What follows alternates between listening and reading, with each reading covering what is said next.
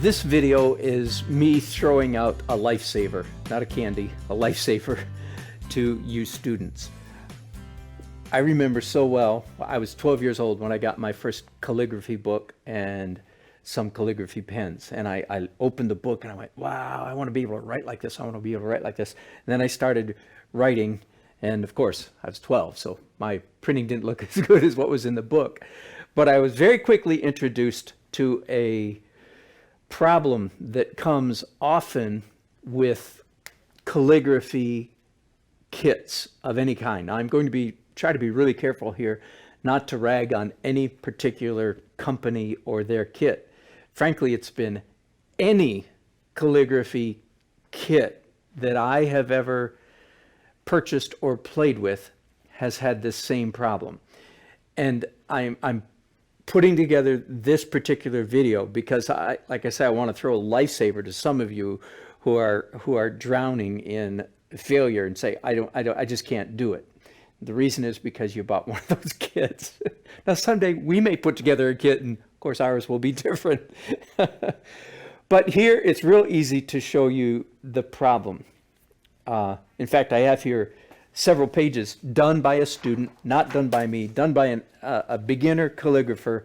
They were following this book, and here are their pages of practice. Now, they have all the normal struggles that all of us have when we first start calligraphy, you know, irregularity of stroke and so on and so forth. But the fact is, let me pick up one of the tools. With the tool that came in their kit, they were never going to be able to do letters like are shown in the book, okay? The reason is, let me just go ahead and use this pen right here. And if you can zoom in real tight, let me find a fairly empty space. Here we go.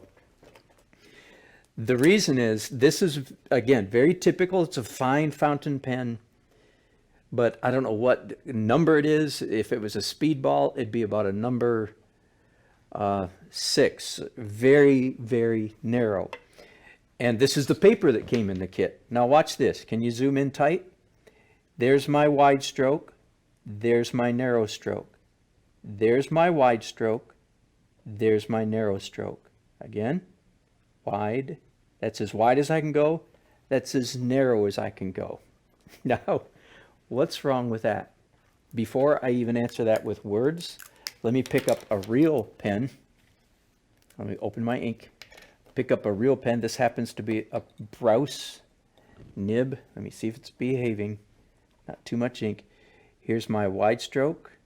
Here's my narrow stroke. That's actually got too much ink on it. Let me do a few more. Wide, narrow. There we go. Wide, narrow, wide, narrow.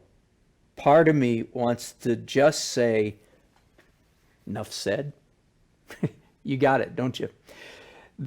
And again, this is not just picking on any publishing company. Everyone I've ever seen, the probably professional, maybe like me, not a master calligrapher, but a decent calligrapher, did these letters. And you know what they did them with? They did them with a real calligraphy pen, but a real that makes marks like this.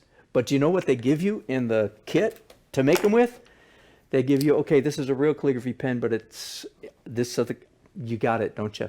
You cannot get fat and narrow. I mean, if you go maybe really fast, but only advanced people can go fast.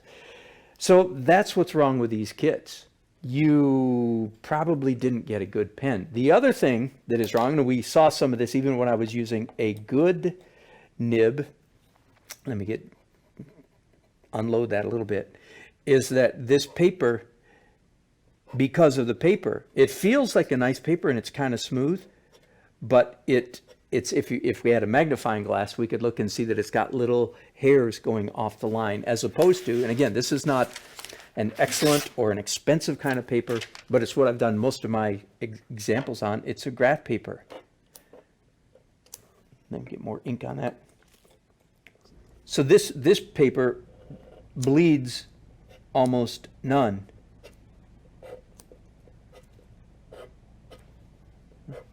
I've got a little bit too much ink. Let me get down to the point where it's really, really acting like a calligraphy pen.